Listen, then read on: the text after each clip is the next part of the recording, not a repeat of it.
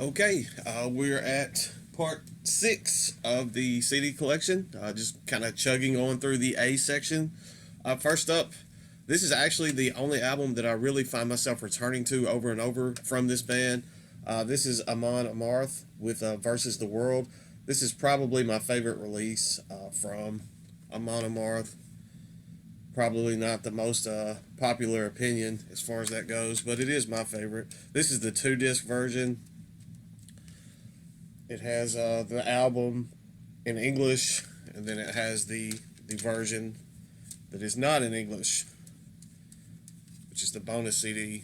The Victory March song on that is probably my favorite track on that album, and I love it. The one on the bonus disc that's not in English. But moving on, we have Amon Amarth with Fate of the Norms. Another solid release. I don't find myself just pulling Amon Amarth off the shelf and listening as much as I used to. It's just one of those things. There's so much other stuff going on in the collection now for me to listen to. I don't own everything from Amon Amarth. It was one of those things that there was a time period where I was seeking out a lot of the material, but I've kind of moved past that. Here's Amon Amarth with Odin on Our Side in the Digipack. I'm trying to give a little bit of time. I've noticed in some of my previous videos, I kind of rush showing the actual CD, and the camera doesn't have time to focus well. Back in the good days when Digipacks actually had the tray on the inside and they weren't just little cardboard sleeves. Next up, we have Amon Amarth with Twilight of the Thunder God. This is also a pretty strong Amon Amarth release as well. This one almost ranks up there with Versus the World to me.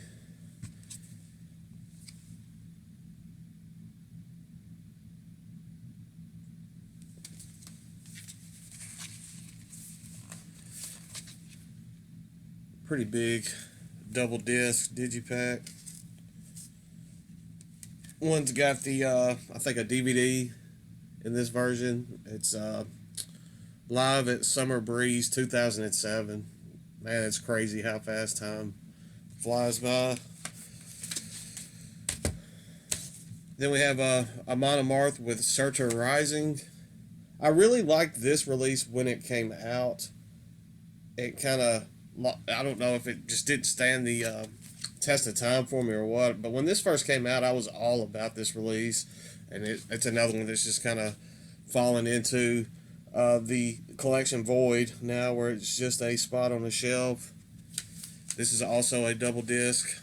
It has the bonus DVD with Bloodshed over Bochum, Germany in December of 2008. I do like the artwork on that. That's probably one of my favorite Amon Amarth artworks, though, going on that album.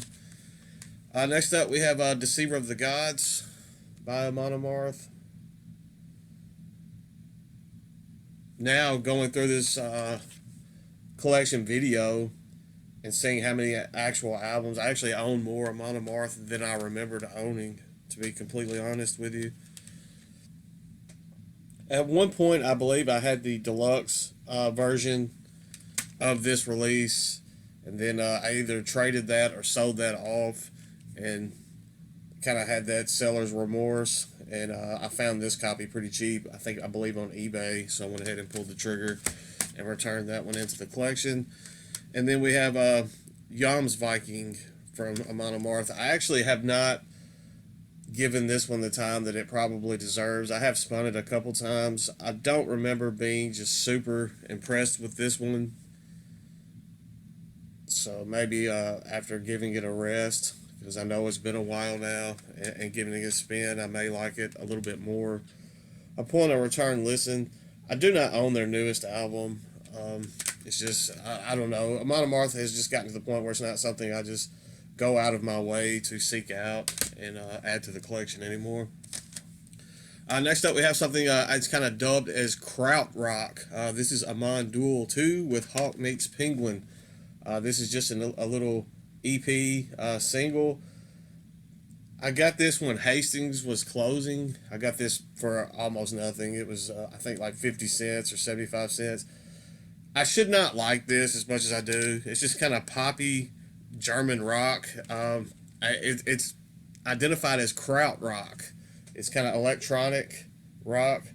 I dig it though for what it is. Is it something I'm going to listen to all the time? Absolutely not. But it's a fun little 3-track listen for when I'm in the mood for something like that. If you're not familiar with krautrock, you should go Google that because it's pretty interesting. It's very different. Next up, we have Amoral with Decrowning. Got this in a huge. They had these Metal Blade record and other stuff in these big CD lots going on eBay a few years ago. It's probably been several years ago now, and there was like 3 different lots you could purchase that all had some pretty good stuff in it, and then it had some stuff that was kind of meh.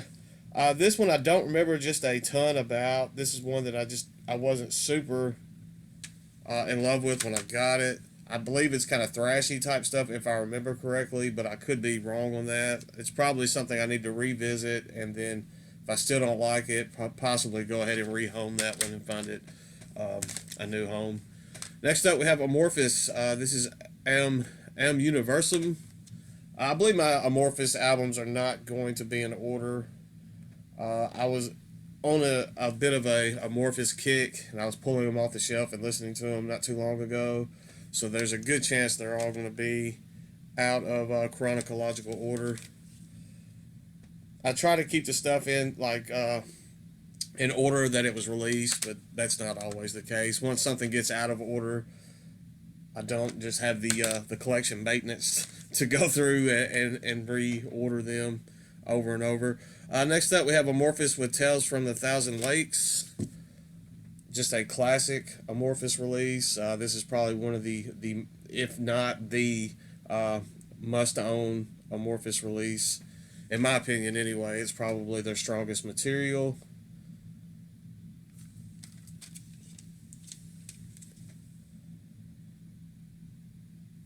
And it's not just because blue's my favorite color either.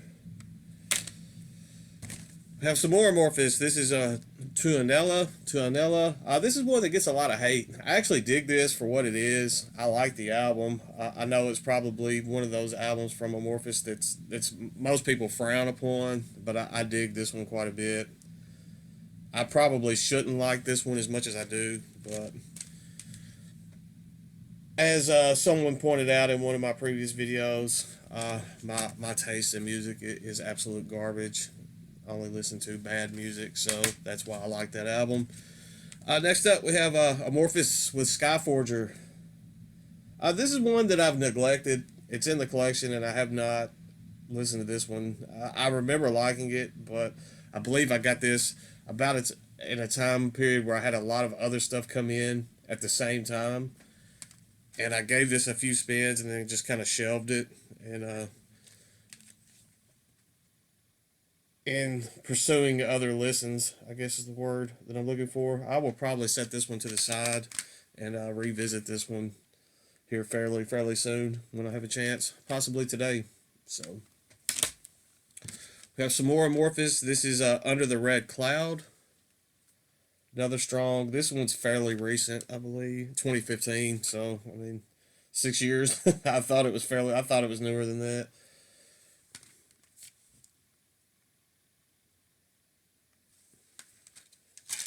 I recently got some more Amorphous in the collection with the Nuclear Blast Black Friday sale, but that stuff has not been added into the shelves yet. So as far as this collection series is going, this is where the Amorphous portion is going to end. Next up, we have An Autumn for Crippled Children with All Fell Silent, Everything Went Quiet. I got this in that Prosthetic Records grab bag. It's fairly good, kind of atmospheric black. It has some post-black stuff going on. It leans to the softer side of atmospheric black metal. It's not my favorite release. It is good. Put something on if I want some music going in the background that's not super abrasive. This kind of fits that bill. I like it for what it is. It's just not something that I'm going to listen to all the time. Next up, we have Anal Nathrak with the Candlelight Years box set. This is a 3 CD kind of little box set. I got this from Mad Rush Media. At the time when I purchased this, it was $9.99 on Mad Rush. I made the video, and apparently people started buying the album, and he jacked the price up. That tends to happen quite often with Mad Rush Media. I've noticed when I do a video and I show something and let you guys know what the price point is on it, within a day or two, if the album starts selling, I guess he's trying to capitalize on making with the album all of a sudden selling, and he jacks the price up on it. It's a bit frustrating because it makes me look like a liar, but I believe now it's like $13, $14, which is not a bad price. But when I got it, it was $10, which was an absolute steal. It has in the constellation of the Black Widow, Passion, and Vanitas. It has those three releases. Not a whole lot going on in this box set. I've shown it in a collection update video before, but it's just kind of got the same artwork for every album. It's got the disc, and then it has the a little booklet. There's not much to the booklet either, just kind of highlighting each album. And then there's the last two discs there. But good material. It's nice to have that Anonothrop material in the collection. And then we have a Anonothrop with the Codex Necro. A pretty polarizing release from Anonothrop. I liked it for what it is. There were people that this is their favorite release from the band, and then you have people that absolutely hate this one. So I guess it's all a bit of personal preference. But I like it for what it is. Anonothrop not my favorite band in the world.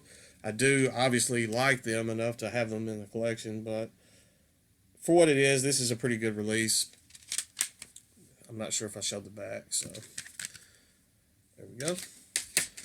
Next up, we have some French. I believe this is kind of pagan black metal, Celtic black metal.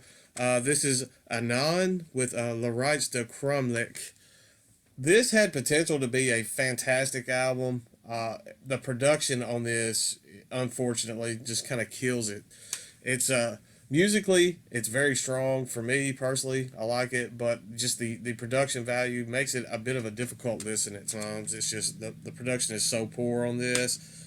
I mean, it's underground Celtic black metal, so obviously the you can't expect great things from the production, but it's just, I don't know. It leaves me wanting more from this release. I'm not wanting more from the project. It just seems a bit lacking to me, but it's a shame too because the music on that is good enough that I believe that it deserves a little bit better than what it got. Next up, we have some death metal out of the Netherlands. This is an EP from Anarchos entitled Descent into the Maelstrom. Pretty good. It's just a little 5-track EP. Pretty good kind of old school sounding death metal out of the Netherlands. This is a band I don't think gets the proper attention that they deserve, but this is a pretty solid little EP. I mean, there's nothing groundbreaking going on this. It's just kind of straightforward old school death metal, but it is a good release. Next up, we have Anarchos with Invocation of the Moribund Spirits. Now, this is a pretty stellar. This is their full length, possibly their debut full length. It may be the only full length that they have. This one is pretty stellar, old school death metal CD. If you don't have this one or you have not listened to this one, I highly recommend checking this one out. It is Anarchos, Anarchos, for those of you that aren't familiar with the band. Just some good Dutch old school death metal. I don't know what else to tell you, but it is a stellar release. Next up, we have this is an album that I got out of that huge Severed Records grab bag I did. This one's got a ton of Cannibal Corpse worship going on, which isn't a bad thing, but they kind of lack their own identity. It's like they steal a lot of elements, I would say, from Sinister and Cannibal Corpse. This is Anarchon with Into the Autopsy. It wasn't a bad listen. It's just kind of run-of-the-mill, brutal death metal. A lot of Cannibal Corpse, as I said, Cannibal Corpse worship going on this. Not terrible. Not something that I'm going to listen to all the time just because I have so much stuff that is similar to this in the collection. But for what it was a pretty good listen. I mean, it was entertaining. the little teeth were busted on the inside. That's why I'm holding it like this. I was unaware of that until I made this video. So I will set this one to the side to get it fixed, get it in a new case. But there we go. Next up, well, this is a phenomenal death metal release. I believe this band is out of either Germany or Russia. I can't remember. This is Anasarca with a Moribund. And I have forgotten about this. I haven't thought about this album in quite a while, but this is phenomenal. Now I keep on like bookmarking things in my mind that I want to find more material, or bands that I want to find more stuff from, and this is one that I need to do that. I got this for next to nothing from a auction going at Vinyl Asylum. I think this was like $1 and some change, and I was absolutely floored when I got this. This is just death metal done absolutely and perfectly right. Fantastic release. This is Anasarca with Moribund. So yeah, if you're into death metal, you probably already know that one. It's just death themed death metal. Obviously it's death metal. Next up, we have Encalagon with Gateway Spectre. This is another one of those. This is one that I've kind of forgotten about since it's been on the shelf. That's another reason I like doing these collection videos. I now want to see if they've put out new material. This is a Gateway Spectre. I'm not sure if I said the name of the album. I got this in Metalhead box. It's melodic black metal, and I remember this being absolutely phenomenal. And now I've just kind of shelved it and forgot about it. And I want to see if they have some new material out, because this was out on Black Market Metal. I'm not even sure Black Market Metal is still releasing albums. I know that they had a good run. They were releasing material that I enjoyed every time that I got something from them. So I'm going to have to look that up too to see if they're still around putting out albums. I do want to see if Encalagon has any more releases out, because I dug this one quite a bit. This was a stellar melodic black metal. So definitely I got so much stuff that I've got little stacks. I got myself confused just setting stuff to the side and seeking out new material. Next up, we have this is a band that's been around forever. It's kind of run-of-the-mill melodic Norwegian black metal.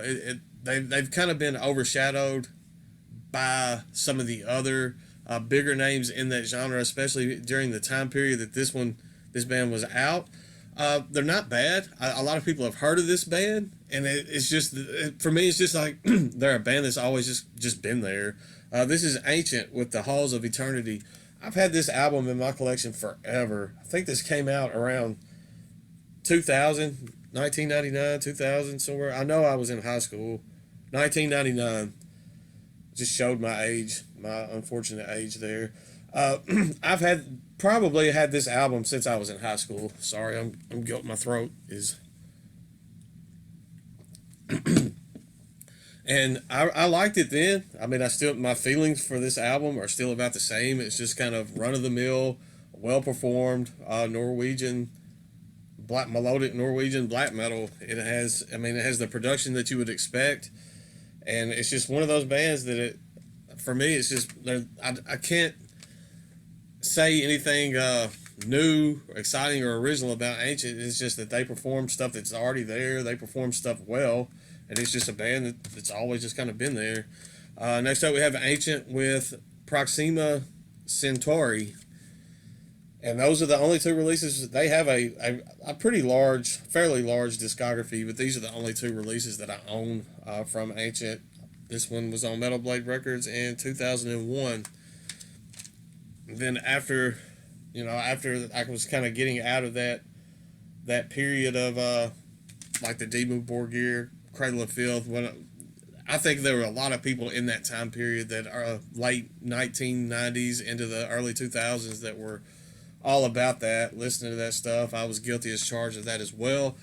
And then I just kind of moved on, and those were the only two releases from Ancient that I own. Next up, we have a black metal project that a lot of people don't like this album. A lot of people probably never even heard of this album, but a lot of people that have, not big fans of it. I actually like this quite a bit. This is Ancient Skin with Nobis Quoque Peccatoribus. Yeah, butchered that. That was terrible. I picked this up from Pagan Flames web store. I think I got this for next. I believe I got this from Pagan Flames web store. It's just kind of fast paced black metal. It's got a good healthy mix of stuff going on. It's kind of a mix of first wave and second wave black metal together, but it's just ferocious. I mean, it's nonstop, fast paced. It's over before you know it. I believe a lot of people are just left not knowing what to think about this album because it's just so relentless. It's nonstop, but I dug it. I mean, I liked it. I actually want to set this one aside as well because that's one bad thing about these videos. I guess it's a good thing and a bad thing because the good thing is that's what these albums are here for. But I see stuff that I haven't listened to in so long, and I want to put that in the rotation and get it going. But I have so much new stuff sitting there that I'm waiting to listen to and do videos on that it just kind of it messes up my system. But yeah, I definitely want to listen to some Ancient Skin now. And then last one for this this collection video, we have Ancient Tundra with Requiems of a World Lost. This is kind of dark ambient, and there are hints of black metal going on. This copy is kind of weird. I think Hypnotic Dirge picked this up and did a release for it, but this is not the Hypnotic Dirge release. I don't know if this predates the Hypnotic Dirge version, but the artwork on this is blurry. It's almost like they blew up a scan or something. I know that you probably can't pick it up on the from the video from my camera, but it looks like they did some kind of scan, like blew it up from a tape. Everything looks grainy and pixelated. I can't imagine anybody doing a bootleg of this release. So maybe it kind of predates the Hypnotic Dirge. Maybe there was a cassette version. They blew it up to do a CD. I'm not sure. It looks pretty self-released. I don't know. It says, it says copyright agent, but I can't even remember not remember. I can't even read the recording, the label on that. It's all. So I'm not sure what's going on with this one. Pretty good, kind of dark ambient, hits of black metal going on, but it's mainly just kind of dark, atmospheric type stuff. That's all for this one. I'll have section 7, I believe. I'll have that one up here fairly soon. I may try to get that one uploaded tomorrow. So that's all for today, and we'll just keep chugging along with this CD collection.